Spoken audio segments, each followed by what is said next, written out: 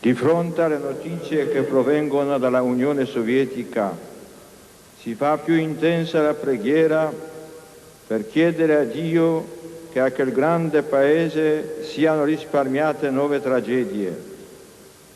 Auspico nella preghiera che gli sforzi compiuti negli scorsi anni per ridare voce e dignità ad una intera società non siano ora messi in pericolo.